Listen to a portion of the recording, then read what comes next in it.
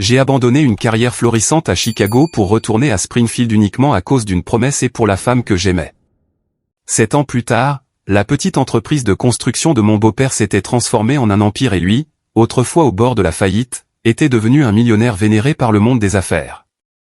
Mais lors du gala en son honneur ce soir-là, au milieu des applaudissements et des lumières éblouissantes, j'ai réalisé quelque chose que peut-être tout le monde savait, sauf moi.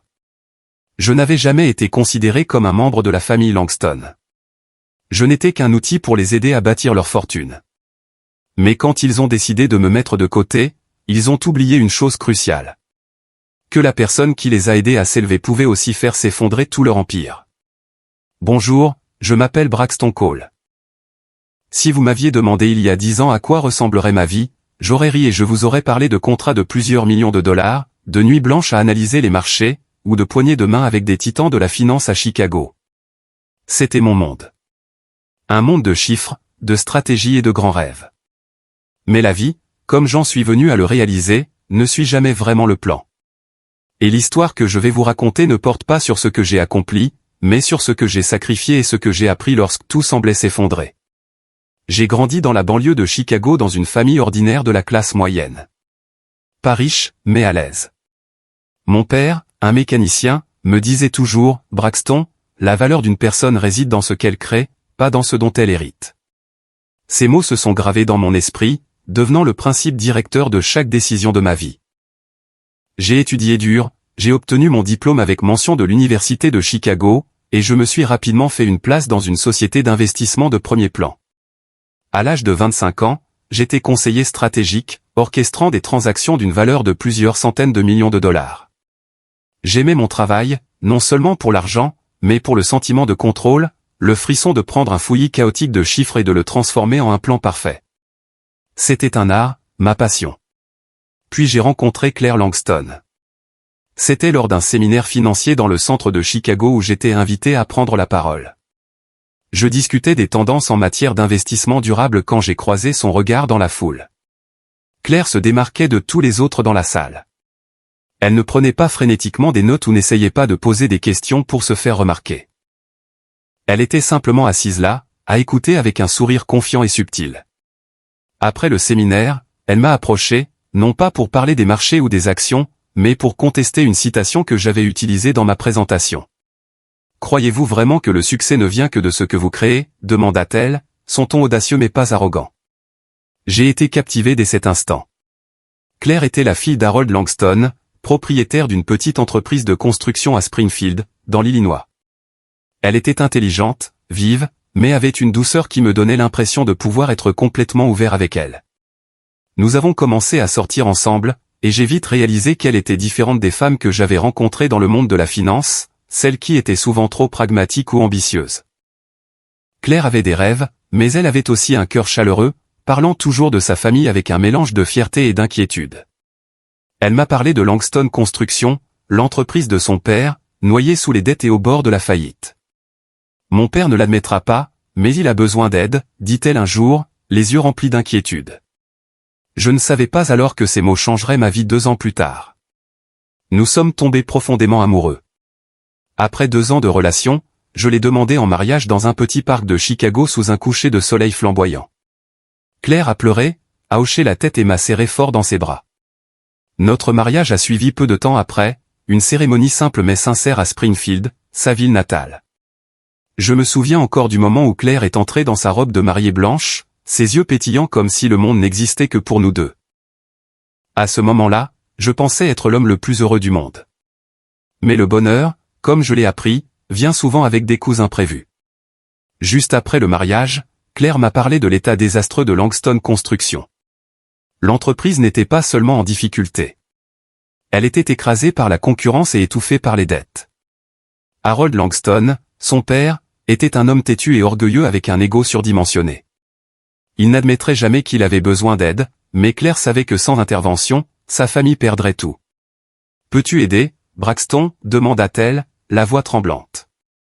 J'ai regardé dans ses yeux, j'ai vu le mélange de désespoir et d'espoir, et j'ai su que je ne pouvais pas dire non.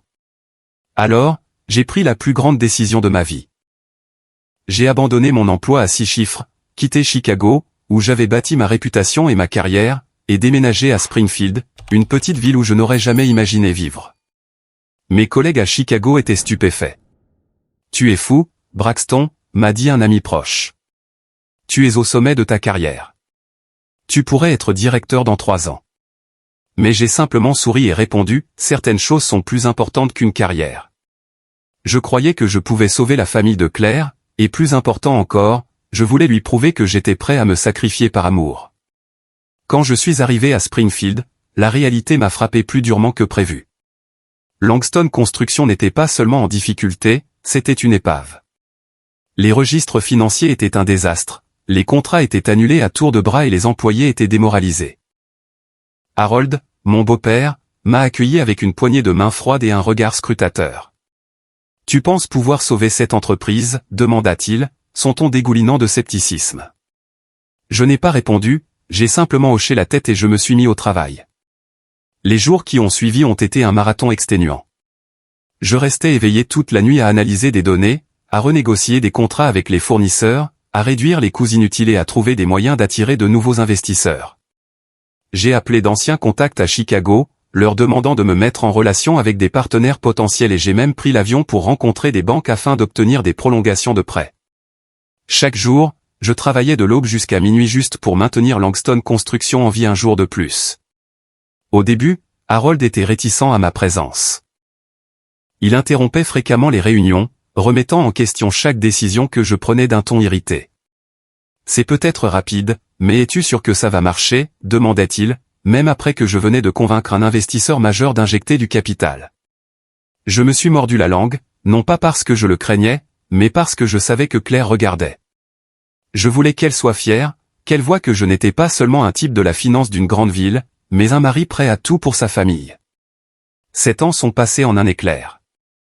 J'avais 34 ans, mes cheveux commençaient à grisonner, mes yeux n'étaient plus aussi brillants qu'avant. Mais Langston Construction s'était complètement transformée. D'une entreprise noyée sous les dettes, elle était devenue l'une des principales entreprises du Midwest, spécialisée dans les infrastructures civiques et l'énergie propre. Les contrats de plusieurs millions de dollars affluaient, et le nom Langston résonnait avec respect dans les conférences d'affaires. Harold, autrefois un petit propriétaire enseveli sous les dettes, était maintenant un millionnaire admiré par la communauté de Springfield. Il apparaissait dans les magazines locaux, était invité à prendre la parole lors d'événements, et se vantait toujours de l'empire qu'il avait bâti. Mais pas une seule fois il n'a mentionné mon nom. Dans ses discours lors de galas ou dans des articles, Harold parlait toujours de sa vision et des efforts de la famille Langston. Je me tenais derrière lui dans des salles de bal bondées, souriant et applaudissant comme tout le monde. Mais au fond de moi, je sentais un vide grandissant. J'avais sacrifié ma jeunesse, ma carrière, mes grands rêves pour sauver cette entreprise. Je m'étais épuisé au travail, j'avais refusé des offres lucratives de Chicago, tout ça pour m'assurer que Claire et sa famille ne perdent pas tout. Et en retour, je n'ai reçu pas un seul mot de remerciement, pas une seule reconnaissance. Claire voyait l'injustice. Certains soirs, quand j'étais assis seul dans mon bureau, elle entrait, posait une main sur mon épaule et disait « Tu es mon héros, Braxton.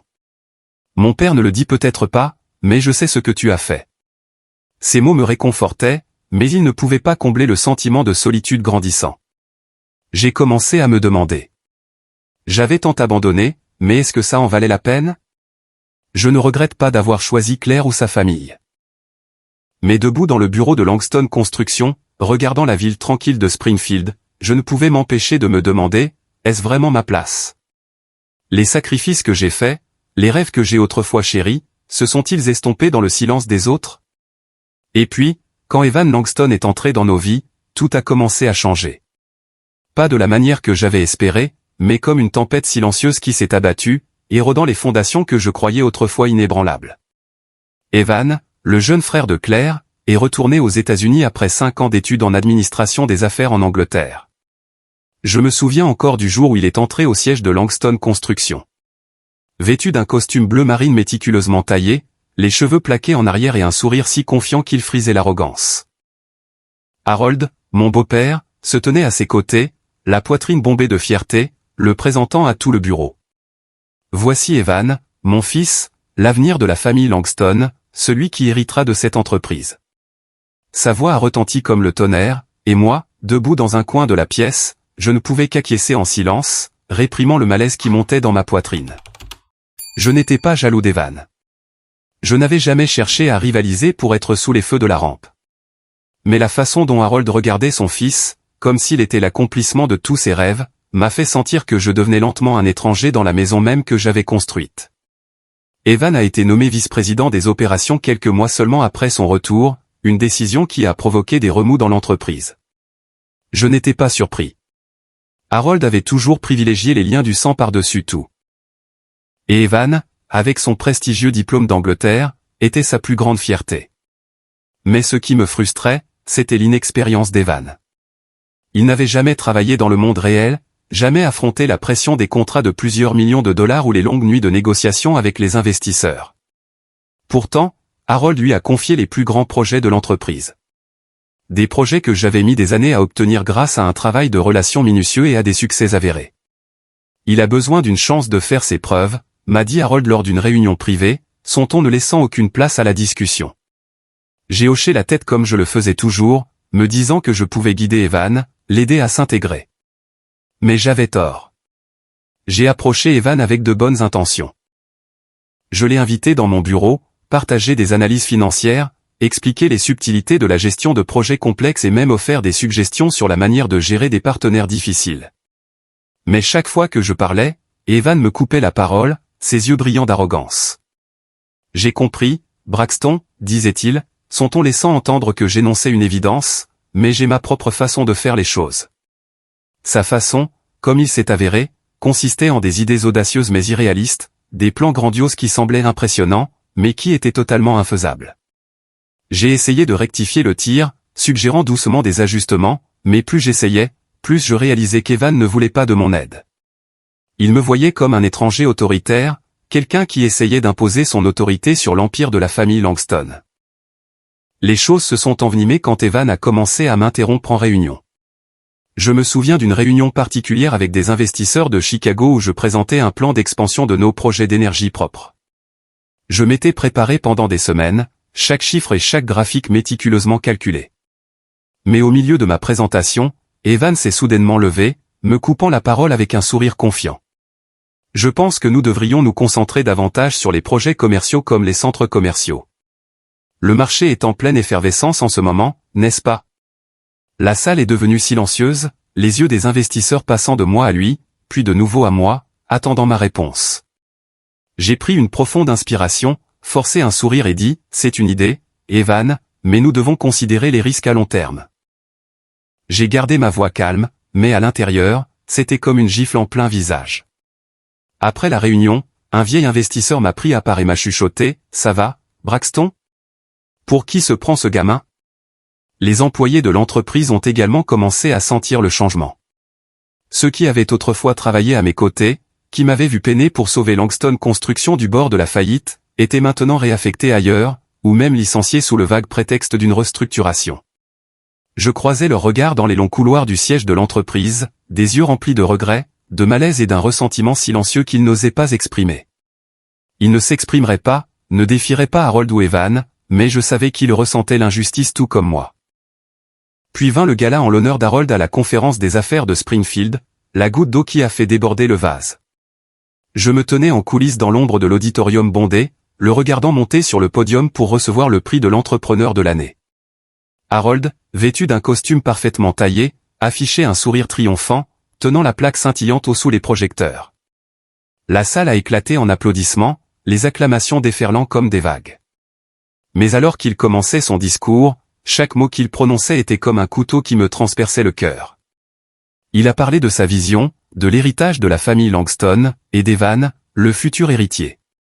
Pas une seule phrase ne m'a mentionné, l'homme qui avait versé 7 ans de sueur et de larmes pour transformer Langston Construction d'une épave en ruine en un empire.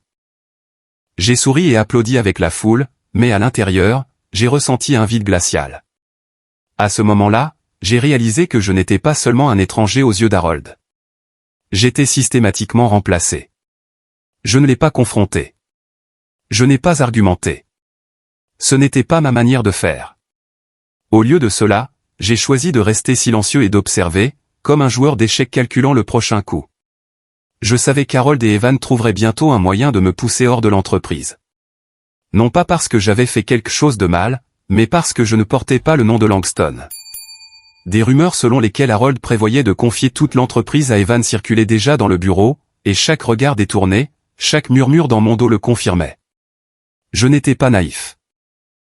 J'avais vu la façon dont Harold regardait Evan, la foi aveugle qu'il plaçait en son fils inexpérimenté, et je savais que si je n'agissais pas, je serais écrasé sous leur ambition.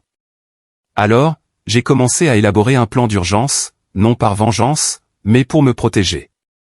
Chaque soir, après que le bureau se soit vidé, je m'asseyais à mon bureau, collectant et sauvegardant méticuleusement chaque donnée critique de Langston Construction. Contrats, rapports financiers, dossiers d'audit, tout était chiffré et stocké dans un système privé auquel seul moi pouvais accéder. J'ai examiné chaque transaction majeure, sauvegardant les reçus, les signatures numériques et les confirmations bancaires. Je n'ai laissé aucune place à l'erreur. Si le jour venait où Harold et Evan décideraient de m'éliminer, ils ne pourraient pas effacer ce que j'avais fait ou, pire encore, me faire porter le chapeau pour leurs erreurs. Chaque fichier que je sauvegardais, chaque chiffre que je vérifiais était une brique dans le mur que je construisais pour me protéger de la tempête qui s'annonçait. Tout en protégeant les données, j'ai discrètement entretenu des relations avec nos principaux clients, des personnes que j'avais convaincues, dont j'avais gagné la confiance à travers d'innombrables poignées de main et réunions tendues. Ils ne travaillaient pas seulement avec Langston Construction à cause de la réputation d'Harold. Ils restaient à cause de moi. Braxton, tu es le seul en qui j'ai confiance dans cette boîte, m'a dit un jour un partenaire de longue date de Chicago autour d'un café. Harold peut se vanter autant qu'il veut, mais c'est toi le vrai cerveau. Ces mots, aussi fugaces soient-ils, m'ont rappelé que je n'étais pas invisible. Et je savais que si je partais, il n'hésiterait pas à me suivre. J'ai contacté Owen Blake, un avocat financier avec qui j'avais travaillé à Chicago. Owen était vif, voyait toujours clair dans le brouillard et, surtout, il me comprenait. Lors d'un appel téléphonique tard dans la nuit, je lui ai tout raconté sur Harold, Evan, les rumeurs et l'injustice à laquelle je faisais face. Braxton, tu as besoin d'une stratégie de sortie, a dit Owen, sa voix calme mais résolue. Tu leur as tout donné, mais s'ils ne l'apprécient pas, tu dois te sauver toi-même. Sous la direction d'Owen, j'ai commencé à construire quelque chose que je n'aurais jamais pensé faire, ma propre entreprise. Je l'ai nommée Cole & Partners, une petite société spécialisée dans le conseil en investissement et la restructuration d'entreprises. En surface, j'ai laissé Cole & Partners opérer comme une branche auxiliaire du groupe Langston, gérant des projets mineurs pour éviter les soupçons, mais en réalité, c'était un mouvement stratégique pour me libérer du contrôle de la famille Langston. J'ai discrètement enregistré l'entreprise, ouvert un compte bancaire séparé et installé un petit bureau à la périphérie de Springfield où personne ne le remarquerait. Chaque étape était calculée comme un coup dans une longue partie d'échecs. Je ne voulais pas affronter Harold ou Evan directement. Cela ne ferait que compliquer les choses. Au lieu de cela, je voulais une sortie propre, un moyen de me tenir sur mes deux pieds. Plus important encore, avec les conseils d'Owen, j'ai intégré des clauses spéciales dans les principaux contrats de Langston Construction. Ces clauses réservaient mes droits de retirer du capital et de la propriété intellectuelle pour les modèles financiers que j'avais conçus. Des modèles qui avaient rapporté des millions à l'entreprise. Si la structure de l'entreprise changeait ou si j'étais forcé de partir, ces droits me seraient automatiquement transférés, à moi ou à Cole & Partners. Je n'ai pas fait cela par cupidité, mais parce que je savais qu'Harold et Evan n'hésiteraient pas à me mettre de côté sans reconnaître mes contributions. J'avais besoin d'un bouclier, quelque chose pour m'assurer que ces temps de sacrifice ne s'évanouiraient pas comme de la fumée. Le temps passait, mais pas d'une manière qui guérissait les fissures. C'était comme une rivière lente, érodant tout ce que je croyais autrefois solide. La tension au sein de la maison Langston s'épaississait, comme une corde de violon tendue sur le point de se rompre. Chaque jour, je sentais le fossé se creuser entre Claire et moi. Non pas parce que nous nous disputions ou que nous étions physiquement distants, mais à cause de quelque chose d'intangible, de bien plus profond. La confiance. Le soir, quand je rentrais à la maison, Claire était toujours là, cuisinant toujours mes plats préférés, souriant toujours quand je passais la porte. Mais son sourire avait changé. Il ne portait plus une chaleur inconditionnelle, mais ressemblait à un voile cachant quelque chose qu'elle ne voulait pas dire. J'ai commencé à me demander, comprenait-elle vraiment ce pourquoi je me battais? Ou avait-elle choisi depuis longtemps de se ranger du côté de sa famille? Un soir d'octobre, après une réunion particulièrement éprouvante, j'ai senti que je ne pouvais plus rester silencieux. Je suis rentré en voiture, résolu à avoir une conversation honnête avec ma femme. Claire, ai-je commencé, ma voix fatiguée par la longue journée. Nous devons parler. Elle a levé les yeux, posant son livre, et j'ai surpris une lueur d'inquiétude dans ses yeux. J'ai pris une profonde inspiration, essayant de garder ma voix stable, mais les émotions en moi ont déferlé comme une vague. Je ne pouvais plus me retenir. J'ai essayé, Claire. J'ai tout donné pour sauver cette entreprise, pour m'assurer que ta famille ne perde pas tout. J'ai abandonné Chicago, ma carrière, juste pour que ton père et Evan puissent garder la tête haute. Mais maintenant, j'ai l'impression d'être poussé hors de l'endroit même où j'ai versé ma sueur et mes larmes. J'ai fait une pause, attendant sa réponse. Claire est restée immobile, les mains jointes, les yeux fixés sur le sol. J'ai insisté, ma voix tremblant des émotions que j'avais réprimées depuis trop longtemps. Ton père ne me fait plus confiance. Il surveille chacun de mes mouvements, remet en question chaque décision comme si j'étais un étranger. Et Evan, il n'est pas seulement inexpérimenté. Il me manque délibérément de respect, rejette tout ce que j'ai fait. Je ne peux pas continuer à travailler dans un environnement où la confiance a été perdue. Claire, je ne peux tout simplement pas, je l'ai regardée, espérant une étincelle d'empathie, un signe qu'elle comprenait ce que je traversais. Mais Claire est restée silencieuse bien trop longtemps, jusqu'à ce que je sente mon cœur se serrer. Quand elle a finalement levé les yeux, ce n'étaient plus ceux de la femme qui m'avait autrefois serré dans ses bras et m'avait appelé son héros. Ils étaient froids, inconnus, comme si je regardais une étrangère. Braxton, dit-elle, sa voix plate. Mon père fait juste ce qui est juste pour l'entreprise. Et Evan, il mérite une chance de faire ses preuves. Il fait partie de la famille. Tu comprends, n'est-ce pas? Ces mots m'ont transpercé comme un couteau, vif et précis, perçant droit dans mon cœur. Je me suis figé, non pas de colère, mais d'une douleur plus profonde, la douleur de la trahison. Claire, la femme pour qui j'avais tout sacrifié, celle que je pensais qui serait toujours à mes côtés, choisissait maintenant sa famille plutôt que moi. J'ai ouvert la bouche, voulant dire quelque chose, demander si les 7 années que j'avais données signifiaient quelque chose pour elle. Mais les mots sont restés coincés dans ma gorge, incapables de sortir. Claire a continué, sa voix maintenant teintée d'une froideur, comme si elle essayait de se convaincre elle-même. Tu es trop sensible, Braxton. Tu fais partie de cette famille, mais tu dois apprendre à accepter ton rôle. Tout ne tourne pas autour de toi. Ces mots m'ont frappé comme une gifle, non pas parce qu'ils étaient cruels, mais parce qu'ils confirmaient ce que je craignais depuis longtemps. Aux yeux de Claire, je n'étais plus le mari qu'elle avait autrefois aimé, mais simplement une pièce dans le plus grand puzzle de la famille Langston. La conversation s'est terminée dans un silence pesant. Claire s'est levée et s'est dirigée vers la chambre sans un mot de plus. Je suis resté assis là, seul dans le salon, écoutant le tic-tac de l'horloge sur le mur. Chaque son comme un compte à rebours jusqu'au temps qu'il me restait dans ce monde. Je me suis levé, je suis allé dans mon bureau et j'ai fermé la porte pour me couper de la réalité. J'avais espéré qu'au moins elle me comprendrait, qu'elle serait à mes côtés quand le monde me tournerait le dos. Mais maintenant, je réalisais que j'étais vraiment seul. Les mois qui ont suivi ont été une série de longues journées isolantes. Je me rendais toujours au bureau de Langston Construction chaque matin, travaillant avec la précision d'une machine, mais l'atmosphère autour de moi avait changé.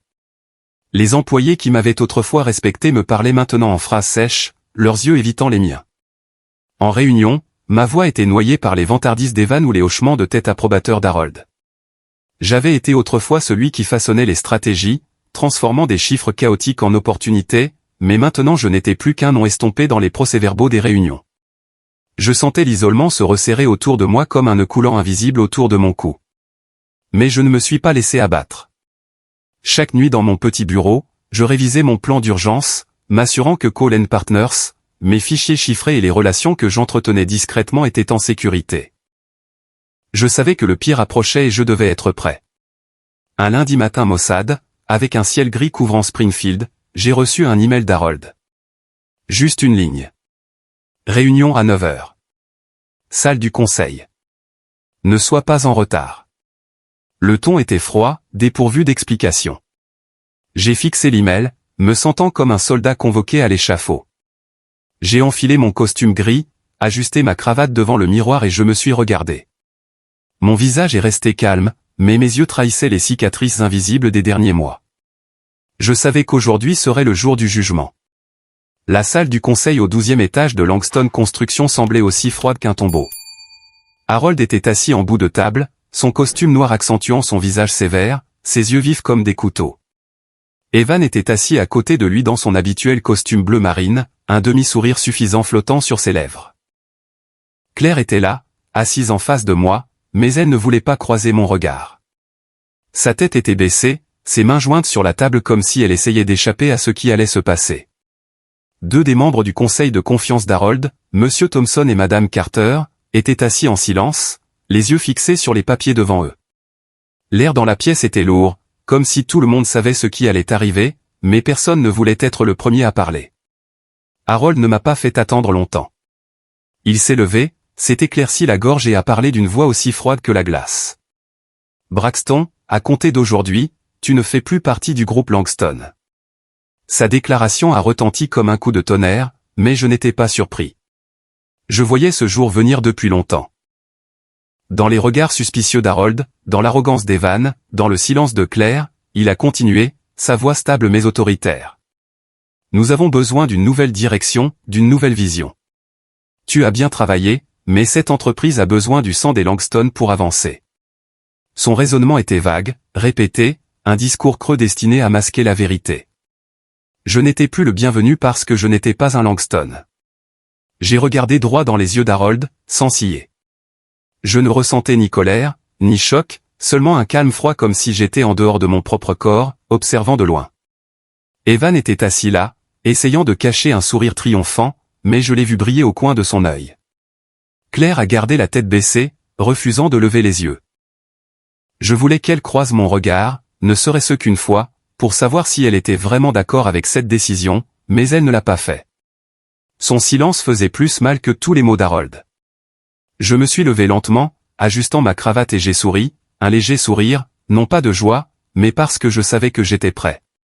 Merci de clarifier ce que vous valorisez le plus, ai-je dit, ma voix délibérée, chaque mot soigneusement sculpté.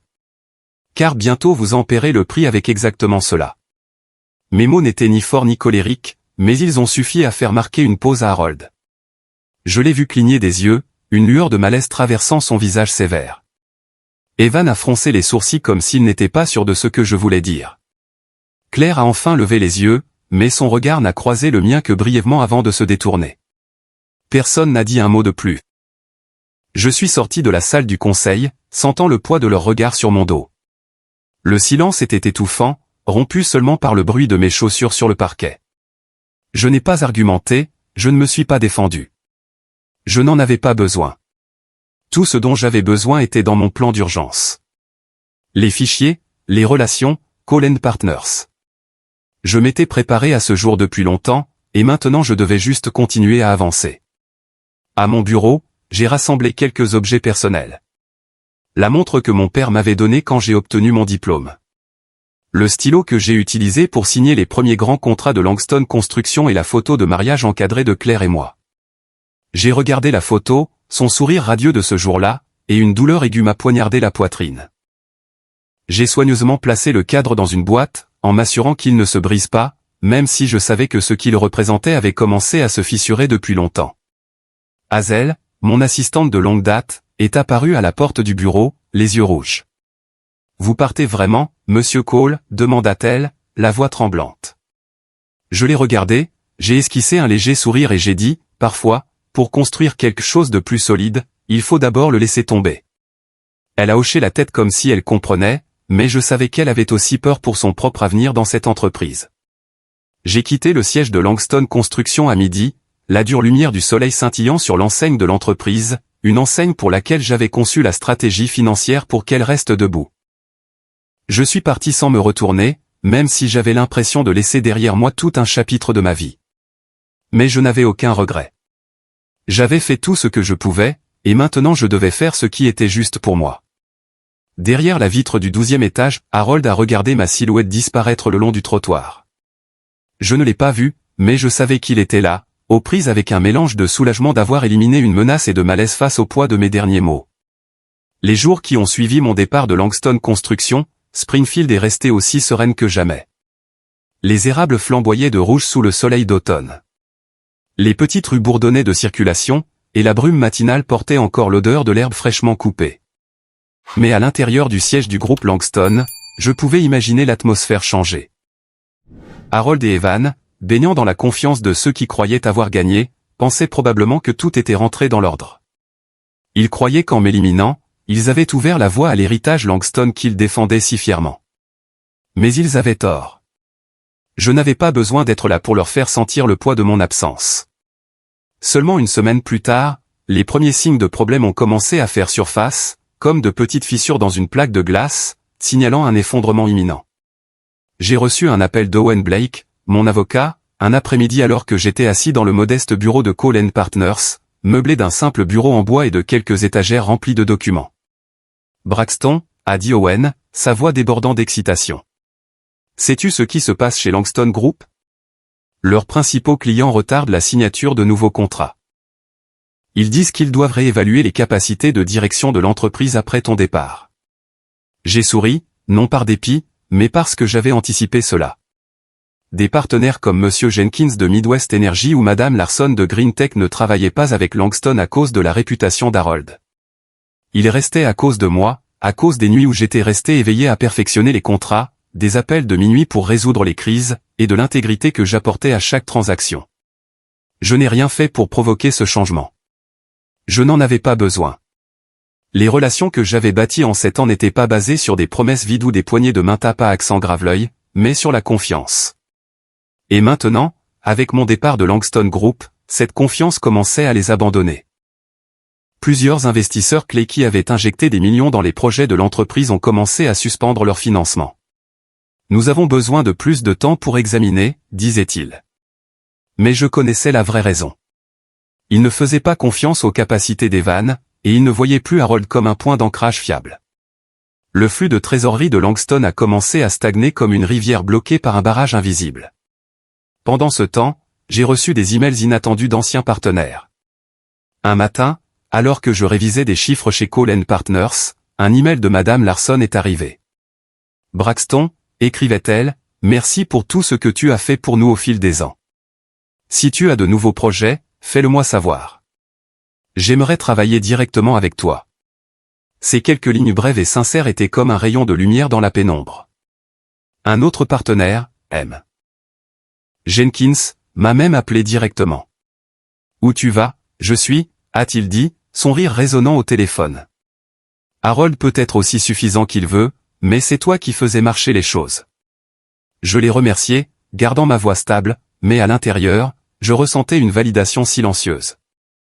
Je n'étais pas aussi invisible qu'Harold et Evan le pensaient. Chez Langston Group, j'ai entendu dire qu'Evan piquait une crise. C'est un complot, a-t-il crié lors d'une réunion, selon Hazel, qui m'envoyait toujours des mises à jour discrètes par SMS. Braxton essaie de saboter notre réputation. Il m'a blâmé, m'accusant de retourner les clients et les investisseurs contre eux. Mais la vérité était que je n'avais pas besoin de faire ça. J'avais simplement fait mon travail comme je l'avais toujours fait, et le monde commençait à s'adapter à la vérité. Harold, d'un autre côté, ne montrait pas sa colère publiquement. Mais je savais qu'il était inquiet. Les choses se sont envenimées lorsqu'un article est paru dans le Springfield Business Journal. Le titre en gras disait « Langston Group vacille après le départ du conseiller stratégique Braxton Cole ». L'article, écrit par une journaliste perspicace nommée Helen Carter, n'a pas mâché ses mots. Braxton Cole, largement considéré comme le cerveau derrière la renaissance de Langston Group, a quitté l'entreprise dans une décision controversée, indiquait l'article. Des sources disent que Cole était le véritable architecte des contrats majeurs et des stratégies financières qui ont sorti Langston du bord de la faillite pour en faire un acteur régional de premier plan. Son départ a laissé les partenaires et les investisseurs s'interroger sur l'avenir de l'entreprise. J'ai lu l'article dans mon petit bureau, une tasse de café froid sur mon bureau, et j'ai ressenti une satisfaction silencieuse. Non pas parce que je voulais voir Langston s'effondrer, mais parce qu'enfin la vérité était reconnue. Selon Hazel, Harold est entré dans une rage folle en lisant l'article. Il a convoqué l'équipe des relations publiques, leur ordonnant de faire taire toutes les rumeurs et menaçant même de poursuivre le journal pour diffamation. Mais plus il essayait de le supprimer, plus la nouvelle se répandait rapidement. D'autres articles ont commencé à apparaître en ligne. Les forums d'affaires ont commencé à bourdonner. Et le nom de Braxton Cole est devenu un sujet de discussion plus que jamais auparavant. Pendant ce temps, je n'ai rien dit. Je n'en avais pas besoin. Je travaillais simplement comme je l'avais toujours fait chez Cole & Partners. En seulement 3 semaines, Cole & Partners a décroché 3 contrats de conseil majeurs.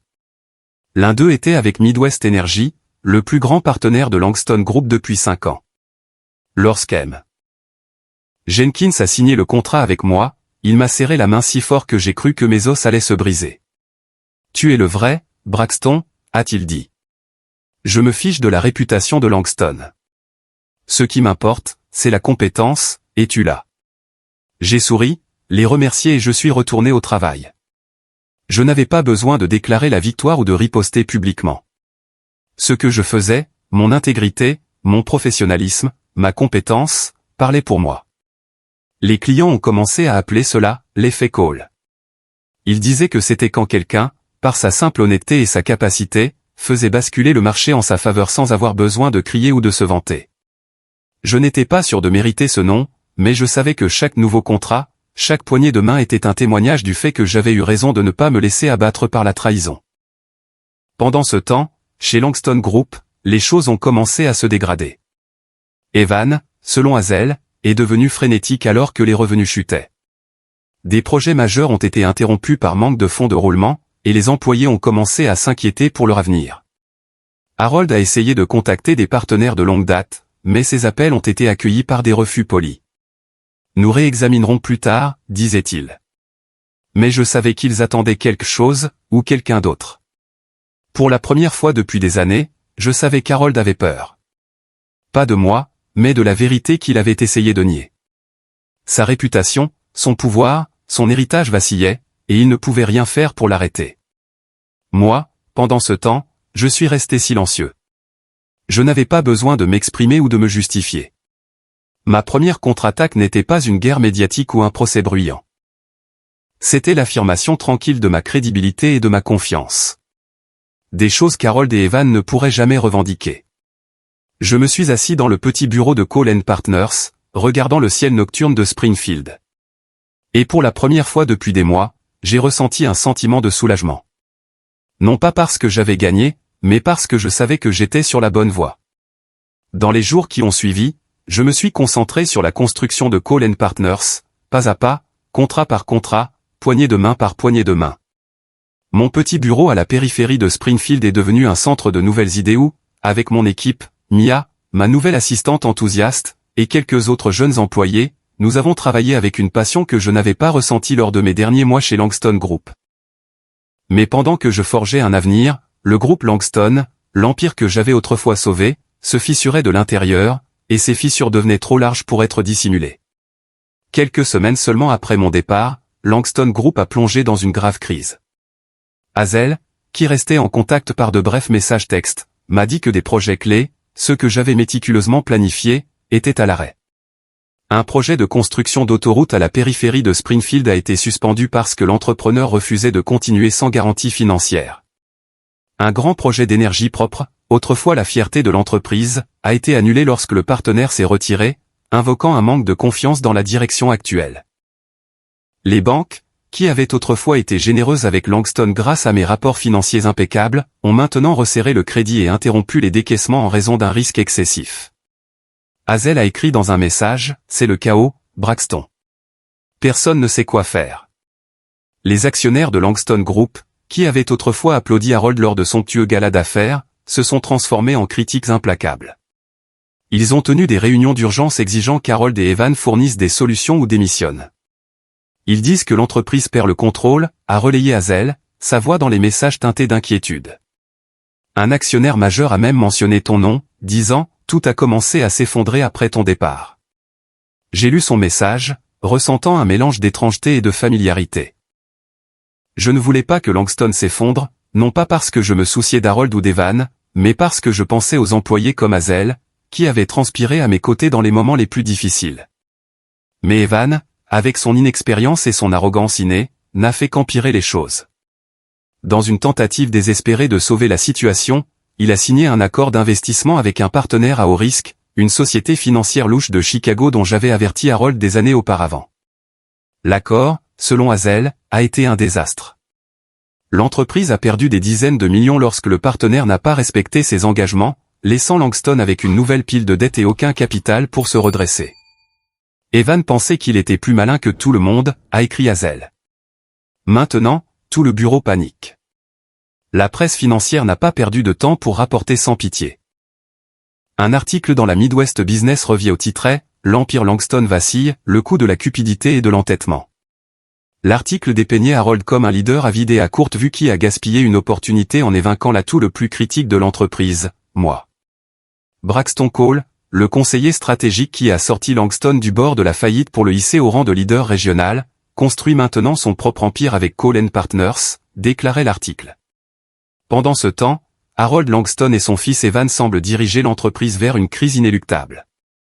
J'ai lu ces lignes dans mon petit bureau, la lampe de bureau éclairant mon visage, et j'ai ressenti une satisfaction silencieuse. Non pas parce que je voulais qu'Harold soit humilié, mais parce que la vérité était enfin mise à nu. Ceux qui avaient autrefois flatté Harold, l'invitant à prendre la parole lors d'événements d'affaires, lui tournaient maintenant le dos sans hésitation. Les conférences et les dîners à Springfield ont cessé de lui envoyer des invitations. Hazel a raconté comment Harold a un jour essayé d'assister à un événement local, mais a été poliment refoulé avec l'excuse que la liste des invités était pleine. L'homme qui s'était autrefois tenu sur une scène tenant un prix d'entrepreneur de l'année était maintenant l'objet de moqueries chuchotées. L'Empire Langston, comme l'appelait la presse, ne vacillait pas seulement. Il s'effondrait, et tout Springfield regardait. Claire, je le savais, commençait à voir l'erreur de son père. Hazel m'a dit que Claire apparaissait souvent au bureau avec des yeux fatigués, essayant de servir de médiateur dans les disputes entre Harold et Evan, mais en vain. Une fois, elle a confié à Hazel, « Mon père a eu tort de laisser partir Braxton. Je ne sais pas comment réparer ça. » Quand Hazel m'a relayé ces mots, mon cœur s'est serré. Je voulais être en colère contre Claire, la blâmer de ne pas m'avoir soutenu, mais je ne le pouvais pas. Elle était prise entre l'amour et la loyauté, et maintenant elle regardait sa famille s'effondrer. Mais pour moi, c'était trop tard. Je ne pouvais pas revenir en arrière. Pas après ce qui s'était passé. À l'intérieur de Langston Group, l'atmosphère devenait de plus en plus suffocante. Les employés étaient anxieux, ne sachant pas si leur prochain salaire arriverait à temps. Certains cadres supérieurs qui avaient travaillé directement avec moi ont commencé à contacter discrètement Cole & Partners. Un après-midi, j'ai reçu un email de Tom Carter, un ancien directeur de projet chez Langston. « Braxton, écrivait-il, je ne peux plus rester ici. Langston est en train de s'effondrer et je veux travailler avec toi. Tu as une place pour moi ?» J'ai répondu immédiatement, l'invitant au bureau pour discuter. Tom n'était pas le seul. 2 autres managers m'ont contacté et j'ai réalisé que la réputation de Cole & Partners se propageait, non seulement à cause de moi, mais aussi grâce à ceux qui croyaient que je pouvais offrir un meilleur avenir. Pendant ce temps, Evan perdait complètement le contrôle. Hazel a dit qu'il devenait instable, criant sur les employés pendant les réunions, blâmant tout le monde sauf lui-même. Il dit que les partenaires nous ont trahis, a écrit Hazel. Mais tout le monde sait que le problème, c'est lui. Evan, avec sa confiance aveugle, avait creusé sa propre tombe, et chaque décision mal avisée ne faisait que l'approfondir. Harold, je le savais, pouvait voir l'effondrement venir, mais sa fierté ne le laissait pas admettre sa défaite. Hazel a dit qu'il s'asseyait souvent seul dans son bureau, les yeux vides, fixant des rapports financiers rougeoyants. Une fois, elle l'a entendu murmurer, « Je peux arranger ça. Je n'ai pas besoin de lui. » Mais la vérité, c'est qu'il ne le pouvait pas. Il avait tout misé sur Evan, sur l'héritage Langston. Et maintenant, il en payait le prix. Il croyait qu'il pouvait encore sauver la face en se battant jusqu'au bout. Mais cet honneur, je le savais, n'était rien de plus qu'une coquille vide, fragile comme du verre. Alors que mon travail commençait à trouver son rythme de l'autre côté de la ville, le groupe Langston se fracturait. Les messages de Hazel devenaient moins fréquents, mais chacun qu'elle envoyait était lourd de désespoir. L'entreprise s'effondre, Braxton, a-t-elle écrit dans un SMS tard dans la nuit. Les banques refusent de débloquer des fonds. Les actionnaires menacent de poursuites judiciaires et les employés démissionnent en masse. J'ai lu son message, le cœur lourd.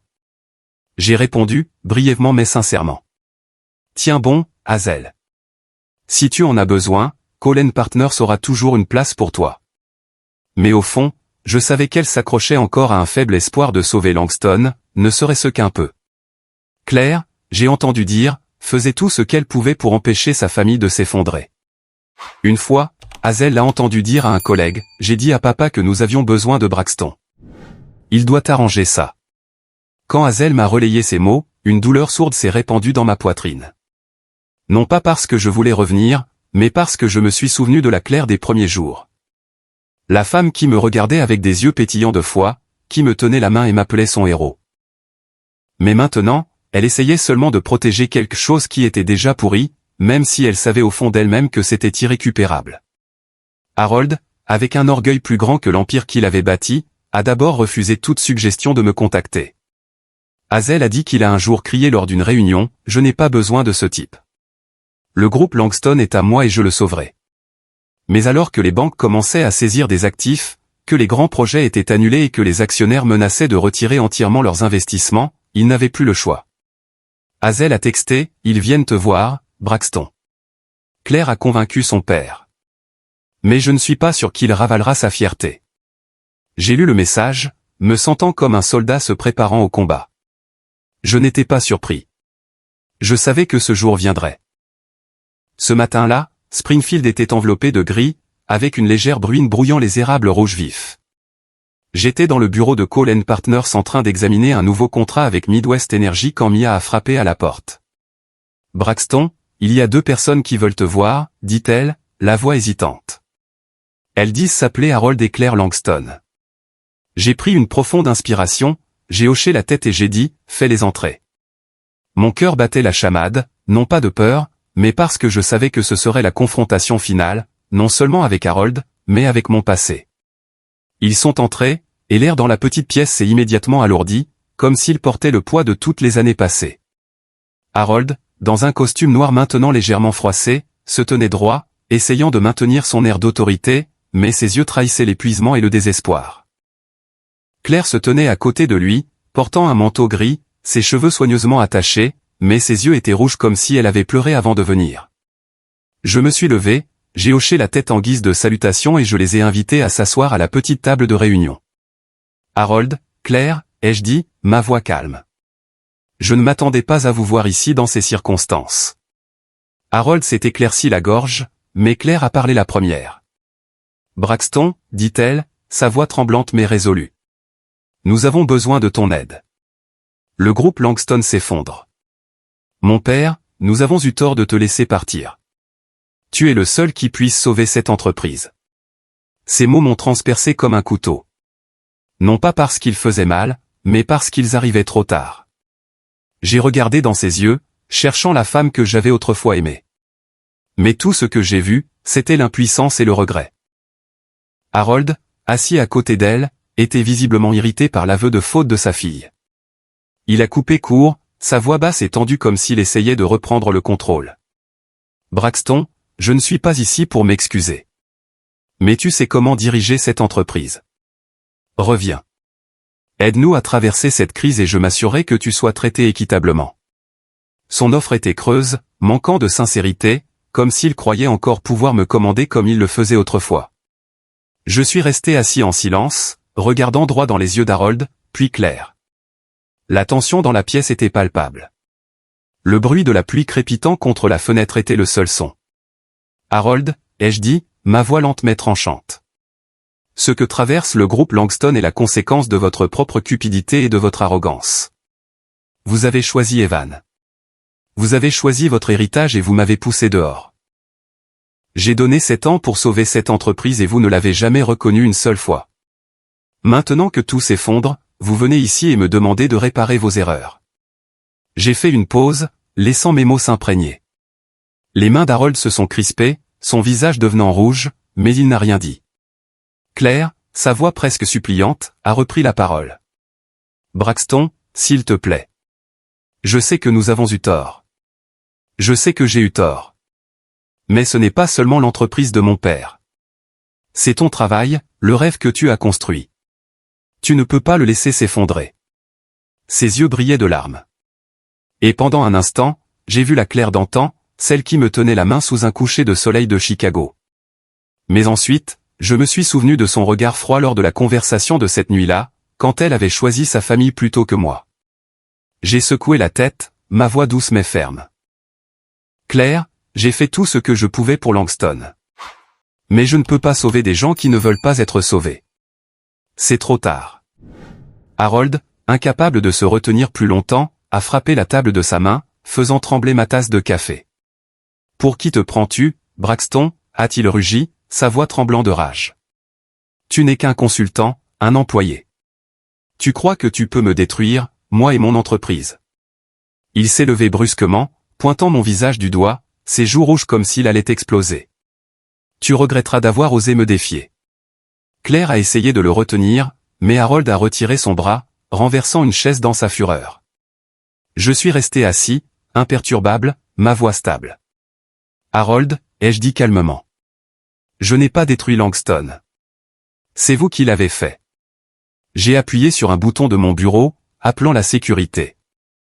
Deux hommes en uniforme sont apparus à la porte, leurs yeux attendant des instructions. « Veuillez escorter Monsieur Langston et Madame Langston dehors, » ai-je dit, mon ton doux mais sans compromis. Harold a crié quelques insultes de plus, mais je n'ai pas écouté. J'ai seulement regardé Claire, qui a baissé la tête, des larmes coulant sur ses joues. Elle n'a rien dit de plus, suivant silencieusement son père hors du bureau. Des semaines après cette réunion chaotique, la nouvelle du groupe Langston a balayé Springfield comme une tempête. Un matin, alors que je lisais le journal dans le bureau de Cole & Partners, un titre du Springfield Business Journal a attiré mon attention. Le groupe Langston déclare officiellement faillite. L'article détaillait comment l'entreprise ne pouvait plus honorer ses dettes, ayant perdu toute liquidité après que les actionnaires aient retiré leurs capitaux en masse. Les banques, à bout de patience, ont saisi les actifs collatéraux, du siège de l'entreprise au centre-ville de Springfield à son coûteux équipement de construction. Des projets majeurs comme le développement de l'autoroute et le complexe d'énergie propre dans lesquels j'avais mis tout mon cœur ont été abandonnés en cours de route, laissant des armatures d'acier rouillées sous le soleil d'automne. La presse a qualifié cela de l'effondrement le plus catastrophique de l'histoire des affaires de Springfield. Et je ne pouvais m'empêcher de ressentir une pointe d'amertume en lisant ces mots. Non pas parce que je me réjouissais de leur chute, mais parce que je savais que derrière les chiffres et les titres se trouvaient les vies de centaines d'employés désormais plongés dans l'incertitude. Harold Langston, autrefois célébré comme l'entrepreneur de l'année, est devenu le point de mire de critiques incessantes. Les articles n'ont pas mâché leurs mots, le qualifiant de témoignage vivant de l'arrogance et de l'ambition aveugle. Harold Langston a tout misé sur son héritage familial, a commenté un article de la Midwest Business Review. Mais il a oublié que cet héritage a été bâti sur les efforts des autres, en particulier de Braxton Cole. J'ai lu ces lignes, une tasse de café froid à la main, et j'ai ressenti un vide. Je ne voulais pas qu'Harold soit humilié, je ne voulais pas voir le monde lui tourner le dos, mais je ne pouvais nier qu'il avait provoqué ce destin lui-même. Evan, quant à lui, a choisi de fuir. Hazel, qui m'envoyait encore des textos discrets, m'a dit qu'il avait quitté les États-Unis quelques jours seulement après la déclaration de faillite, emportant avec lui les fonds restants sur le compte de l'entreprise, un acte qui a provoqué une onde de choc à Springfield. Il a disparu sans un mot, a écrit Hazel. Harold a failli perdre la tête quand il l'a découvert. Les actions d'Evan n'ont pas seulement plongé Harold plus profondément dans la ruine financière, mais ont également porté un coup final à sa fierté. De père fier, il est devenu un homme trahi par son propre fils. Je n'étais pas surpris. Evan avait toujours pris le chemin le plus facile, et quand tout s'est effondré, il n'a pas eu le courage d'y faire face. Après cette épreuve, Hazel est venue me voir avec une enveloppe soigneusement scellée.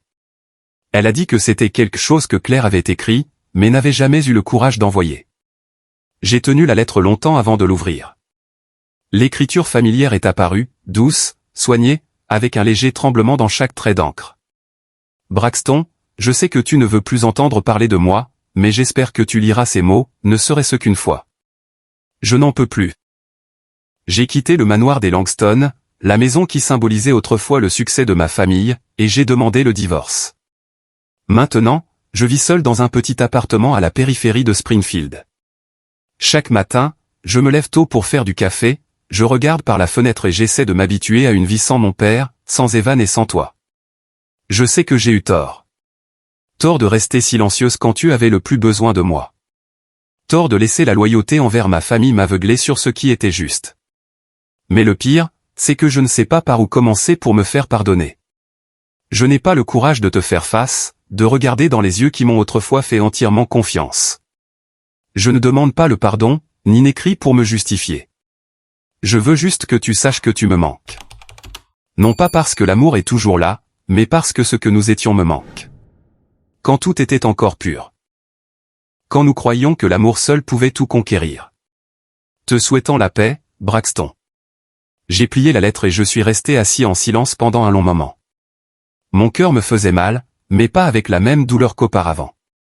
Peut-être parce que j'avais appris à accepter que certaines blessures n'ont pas besoin de guérir. Elles ont juste besoin de se refermer. Claire avait choisi son chemin, et moi aussi. Notre amour, autrefois radieux, n'était plus qu'un lointain souvenir, comme la lumière vacillante d'un lampadaire sous la pluie. Beau, fragile, et disparu à jamais.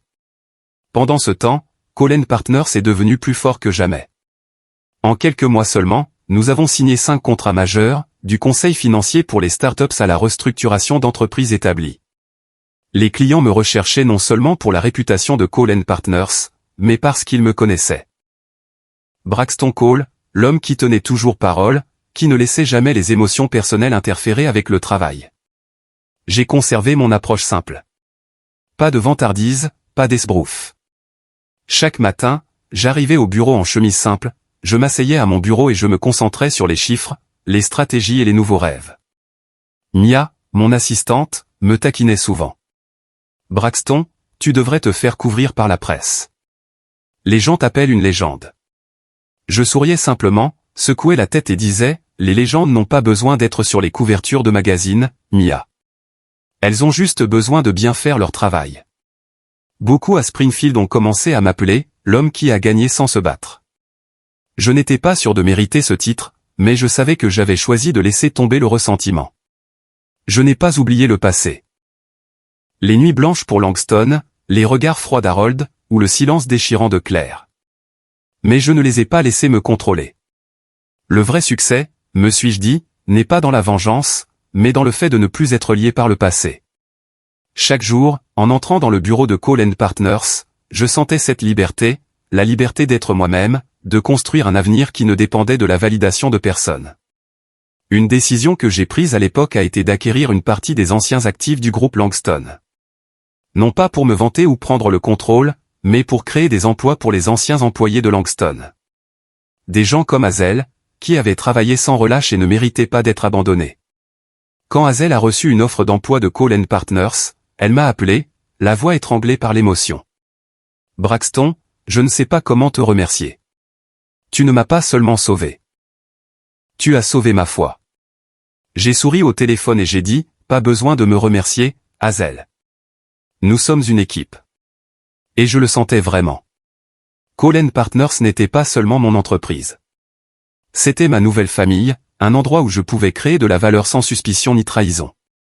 Avec le recul, mon histoire n'est pas une histoire de vengeance ou de triomphe retentissant. C'est un témoignage du fait que la justice ne nécessite pas de représailles ou de proclamations bruyantes. Le temps et la vérité, comme des alliés silencieux, trouvent toujours un moyen de tout révéler. J'ai sacrifié une carrière brillante à Chicago, la réputation que j'avais bâtie, et même mon amour pour aider le groupe Langston, pour aider Harold, Evan et Claire à échapper au bord de la faillite. J'ai versé ma sueur, mes larmes et mes rêves dans cette entreprise, seulement pour voir leur cupidité et leur arrogance tout détruire. Mais je n'ai pas choisi de répondre avec colère. J'ai choisi de partir tranquillement et avec détermination pour reconstruire ma vie. À travers ce voyage, j'ai appris une leçon profonde. La plus grande force d'une personne ne réside pas dans le pouvoir ou la richesse, mais dans sa capacité à rester calme et digne face à l'adversité. Il y a eu des moments, debout dans la froide salle du conseil du groupe Langston, entendant Harold déclarer mon licenciement ou voyant le regard distant de Claire, où j'ai cru que j'allais craquer. Mais je ne l'ai pas fait. Je suis resté ferme, non pas parce que j'étais plus fort que les autres, mais parce que je croyais que ma valeur ne dépendait pas de leur reconnaissance. Je croyais que dans un monde où les gens sont prompts à s'écraser les uns les autres pour avancer, rester immobile et s'accrocher à son intégrité est une force plus grande que toute autre. Je n'ai pas cherché à me venger. Je n'en avais pas besoin. Harold, Evan et même Claire sont tombés chacun sous le poids des conséquences qu'ils avaient eux-mêmes provoquées. Harold a perdu l'empire qu'il appelait fièrement son héritage. Evan, dans sa lâcheté, a fui les États-Unis, emportant le peu d'argent qui restait et laissant son père dans la solitude. Claire, bien qu'elle ait choisi de vivre de manière indépendante, portait un regret que je savais qu'elle n'exprimerait jamais. Ils n'avaient pas besoin de moi pour les punir. La vie s'en est chargée, équitablement et implacablement. J'ai autrefois pensé que le silence était un signe de faiblesse, que je devais m'exprimer, me battre, pour prouver que j'avais raison. Mais au fil de mes années à Springfield, j'ai réalisé que le silence n'est pas une faiblesse. C'est la marque de quelqu'un d'assez fort pour ne plus avoir besoin de prouver quoi que ce soit. Quand je suis sorti de cette salle du conseil le jour de mon licenciement, quand j'ai refusé les supplications d'Harold et Claire, quand j'ai construit Cole & Partners à partir de rien, je n'ai pas eu besoin de crier pour que le monde m'entende. Les contrats que j'ai signés, les poignées de main que j'ai reçues et la gratitude des clients ont parlé pour moi. La leçon la plus profonde que j'ai tirée de tout cela est que la justice ne vient pas de la colère, mais de la constance et de l'intégrité. La vie nous mettra toujours à l'épreuve avec la perte et la trahison. Il y aura des jours où l'on aura l'impression que le monde vous a tourné le dos, où tous vos efforts sembleront oubliés. Mais seuls ceux qui gardent leur cœur pur, qui refusent de laisser le ressentiment ou l'amertume prendre le contrôle, peuvent traverser sans être consumés par les ténèbres. J'ai beaucoup perdu. Ma carrière, mon amour et une partie de moi-même. Mais je n'ai pas laissé ces pertes me définir. J'ai choisi de me relever. Non pas pour riposter, mais pour vivre en accord avec qui je suis. Quand la renommée, la richesse et le pouvoir s'estompent, la seule chose qui reste est le caractère. Harold a tout eu un jour. Un empire, une famille, une réputation célébrée. Mais il l'a perdu à cause de son arrogance. Evan pensait qu'il pouvait conquérir le monde, mais il a fui face à l'échec. Claire, bien que je lui garde encore une petite place dans mon cœur, a laissé une loyauté aveugle obscurcir la vérité. J'ai choisi un chemin différent. J'ai choisi de vivre avec intégrité, non seulement pour les autres, mais pour moi-même. Mon histoire ne se termine pas avec la satisfaction suffisante de la vengeance, mais avec la paix de quelqu'un qui s'est retrouvé. Chaque matin, en entrant dans le bureau de Cole & Partners, je vois mon équipe, Hazel, Mia, Tom et d'autres, travailler avec passion et confiance. Je vois de nouveaux contrats, des projets prendre forme, et des clients qui me font confiance non pas pour la renommée, mais parce que je suis Braxton Cole. Je regarde l'horizon de Springfield, où la lumière du soleil filtre à travers les érables, et je sais que j'ai surmonté les ténèbres.